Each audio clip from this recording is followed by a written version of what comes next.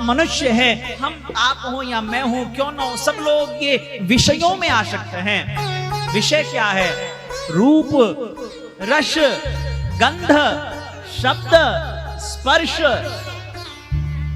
आप सबके अंतर मन में काम, क्रोध, मद, मोह, ईर्ष्या, द्वेष भरा हुआ है। चाहे कोई लाख कह दे साहब मैं तो ब्राह्मण हूं, मैं अच्छा हूं, मेरे मन में ऐसा कोई भाव नहीं है, लेकिन फिर भी रहता है। पर आप एक बात समझिएगा, एक विषय है रूप। अगर आपके अंदर एक विषय भी होगा तब भी आपको भगवत प्राप्ति नहीं होगी।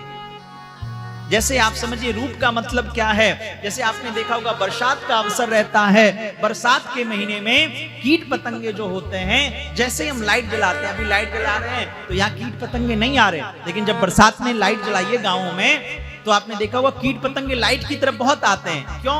क्योंकि वो जो कीट पतंग होते हैं वो लाइट से आकर्षित हो जाते हैं, यानी रूप से। उनका विषय क्या है? कीट पतंगों का रूप से आकर्षित।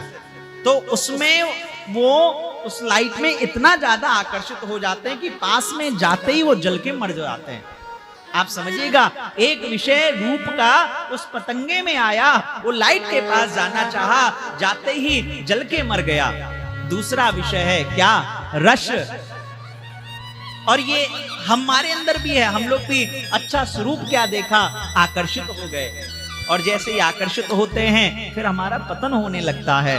और ऐसे ही समझिए रस। रस क्या है? भौरा। जो भौरा एक क्या कहते हैं, वो लकड़ी को भी चीड़ के बाहर निकल सकता है, उसमें इतनी ताकत होती है भौरे में। लेकिन वही भौरा जब कमल के पुष्प पर जाता है, शाम को बैठता है, तो कमल के पुष्प से वो जो है रस लेना चाहता है, रस लेना चाहता है। और रस लेने के चक्कर में क्या होता है, रात को उस कमल के पुष्प पे बैठ जाता है, रस लेता रहता है, कमल की पंखुड़ियां बंद हो जाती हैं।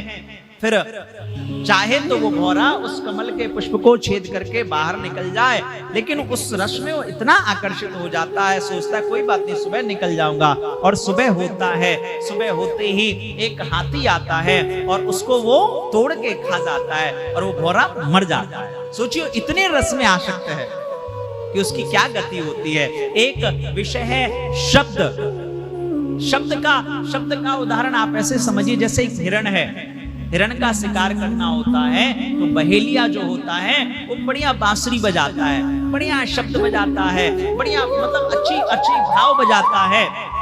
और हिरण उससे इतना आकर्षित हो जाता है कि एक जगह खड़ा होकर के सुनने लगता है, और सुनते सुनते बहेलिया फिर उसको पकड़ लेता है।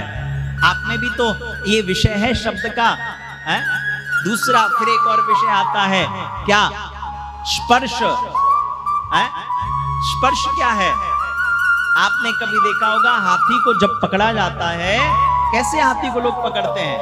हाथी को पकड़ने के लिए क्या किया जाता है? एक गड्ढा खोदते हैं और गड्ढे में जो है कचड़ा कूड़ा वो सब भर दिया जाता है, और थोड़ी ही दूर पे एक डुप्लीकेट हथिनी का एक फोटो बना के ऐसा लगा देते हैं जैसे मानो ये ओरिजिनल हथिनी है, ओरिजिनल है, इस भाव से ऐसा लगा देते हैं।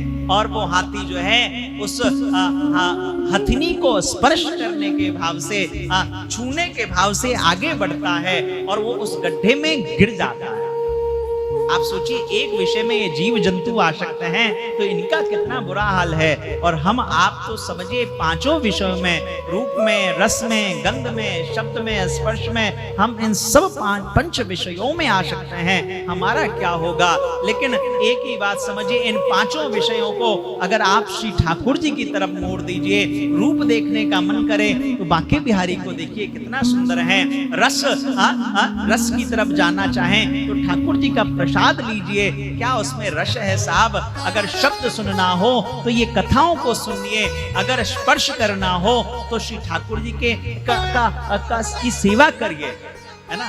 तो आज आइए ना, ये जो हमारा पांचों विषय हैं ये गोविंद की ओर मोड़ देते हैं ताकि हमारा कल्याण हो। इसी भाव से आइए कुछ क्षण संकीर्तन करते हुए आज की इस दिव्य कथा यात्रा में हम लोग प्रवेश करेंगे।